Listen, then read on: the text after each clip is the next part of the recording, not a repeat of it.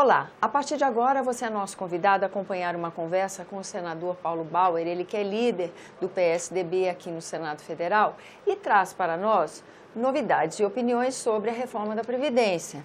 Senador, agradeço sua presença aqui e já justifico a minha abertura dizendo que o senador teve numa reunião das lideranças com o presidente Temer e a pauta foi reforma da Previdência, não é isso?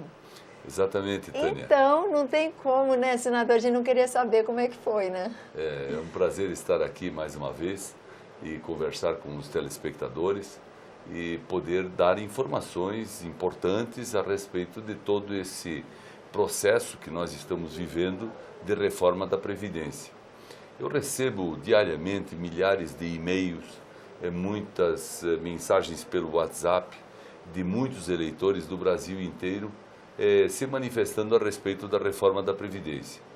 E a grande maioria dessas manifestações vem no sentido de que nós não devemos votar, nós não devemos aprovar, não podemos tirar direitos, não podemos prejudicar o trabalhador, mas eu tenho que dizer aqui, aproveitando esse momento, que a reforma da Previdência não está sendo feita para prejudicar as pessoas. Ela está sendo feita para assegurar os direitos que todos têm de perceberem a sua aposentadoria integral ou de terem o direito à aposentadoria depois de um determinado tempo de trabalho. É claro que a falta de informação faz com que as pessoas comecem a ficar um pouco ansiosas. Tem gente que acha que faltando um ano para se aposentar, agora de repente vai ter que trabalhar mais 5. Não vai acontecer isso. Tem gente que já está aposentada e que acha que vai acabar tendo reduzido o valor da sua aposentadoria, também não vai acontecer isso. Tem gente que acha que não terá direitos daqui a 5, daqui a 10 anos. Absolutamente, a reforma da Previdência está sendo feita exatamente para dar segurança e garantia de que nós temos no Brasil um sistema de previdência social, um sistema de aposentadorias que é seguro e que não vai ficar dependendo de tirarmos dinheiro da saúde, da educação, da segurança e de outras atividades públicas para poder pagar aposentadorias. Em muitos países do mundo, a solução que os governos encontraram foi de simplesmente diminuir. Se alguém ganhava 2.000 de aposentadoria, vai lá e diz para ele, a partir de amanhã é 1.500. Isso aconteceu em vários países. Nós não podemos deixar isso acontecer como o Brasil, porque o nosso valor de aposentadoria não é tão alto assim.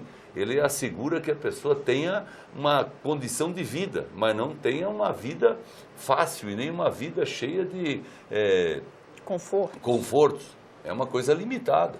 Então é preciso que a gente analise muito bem, e a reunião de ontem, que você falou, feita com o presidente Temer, com todos os líderes, foi muito importante, porque os líderes que ouvem todas as manifestações da sociedade, ouvem todos os pleitos da sociedade, disseram ao presidente e aos principais ministros do governo o que estão ouvindo e o que é o sentimento. Eu mesmo pude dizer ao presidente Temer que entendo que a reforma precisa ser feita, votarei a favor da reforma, mas eu não vejo como nós colocarmos a mulher brasileira no futuro, não hoje, volto a dizer, as que estão chegando perto da aposentadoria não terão prejuízo, mas daqui a 5, 10, 15 anos, eu não vejo como exigir que a mulher brasileira trabalhe até os 65 anos. A mulher brasileira, ela é dona de casa, ela é mãe, ela faz as compras, ela trabalha numa fábrica, no comércio ou numa atividade pública, é muito mais do que o homem. Se considerarmos a jornada dela de trabalho, a jornada de dedicação à educação de filhos, etc, etc. Por isso, obviamente, ela não tem a mesma energia lá no final da sua vida profissional que tem um homem. Ela pode e deve ter um tratamento diferenciado. Aliás, hoje a mulher se aposenta com 55 e o homem com 60. Vamos passar o homem para 65 e vamos passar a mulher de 55 para 65? A mulher não fez nenhum pecado para merecer um aumento de tempo tão grande. De outro lado, eu também disse ao presidente e à sua equipe que nós temos que tratar diferente o agricultor familiar. Agricultor familiar é aquele agricultor que não tem carteira assinada. É aquele agricultor que trabalha ele, a mulher, o filho, o sogro, a sogra, todo mundo na mesma propriedade e tem que trabalhar 365 dias por ano. O agricultor familiar, quando casa a filha, no sábado às 7 da noite, ele leva a filha para o altar às 7 da noite, mas às 6 da tarde ele estava tratando galinha.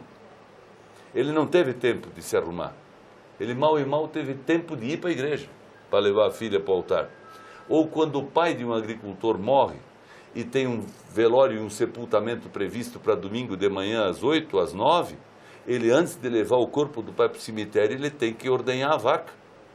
Esse cidadão brasileiro, agricultor familiar, ele não tem direito nenhum, não tem fundo de garantia, não tem férias, não tem 13º, ele não tem nem auxílio-doença quando fica doente. Não é justo fazer com que esse cidadão brasileiro e a mulher dele trabalhem até os 65 anos. A data e o limite para ele tem que ser 60, eu vou defender isso sempre. Assim como o pescador artesanal, que empurra sua canoa para o mar às 4 da manhã para começar a pescar às 5 e volta às 4 da tarde e tem que empurrar sua canoa, às vezes vazia e às vezes cheia de peixes, na areia da praia para poder salvar ela e proteger ela da próxima maré. E trabalha sábado, domingo e feriado. Quando o tempo é bom, ele vai pescar, porque ele só depende daquilo. Então nós não podemos tratar um trabalhador rural, por exemplo, que tem carteira assinada, da mesma forma que nós tratamos um trabalhador rural que seja da agricultura familiar, porque aquele que trabalha numa empresa rural, ele tem carteira assinada, o pescador de barcos, de pesca, de indústria também tem carteira assinada, tem fundo de garantia, tem férias, final de semana remunerado, ele tem tudo o que a lei trabalhista dá para ele, mas o outro não.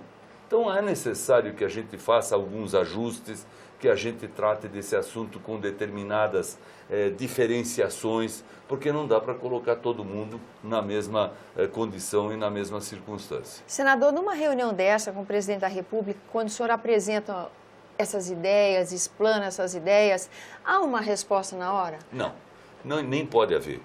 Só fica a reflexão. É necessário que o presidente e a equipe dele façam análises, façam contas, confiram e analisem quais as implicações disso tudo. Porque é muito fácil a gente dizer algo. Por que a Previdência precisa ser reformada, Tânia? Por uma razão muito simples. Não é porque o Temer é bom, porque o PSDB está fazendo maldade, ou porque o PMDB não gosta, ou porque o PT deixou de ser governo. Nada disso. A reforma da Previdência está sendo feita por uma pura questão matemática. Hoje nós temos, começando a trabalhar, um jovem de 18 anos. E no mesmo dia de hoje nós temos se aposentando 2 senhores de 60.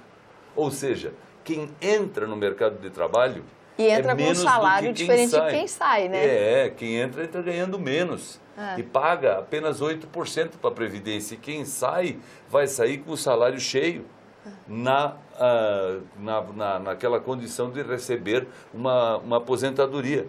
Então nós temos que entender que a população não cresceu, não tem mais aquelas famílias de 12, 13, 15 filhos como tínhamos há 30 anos atrás, ou de 4, 5 filhos como tínhamos há 10 anos atrás. As famílias hoje têm 2, às vezes 3, e muitas têm só 1.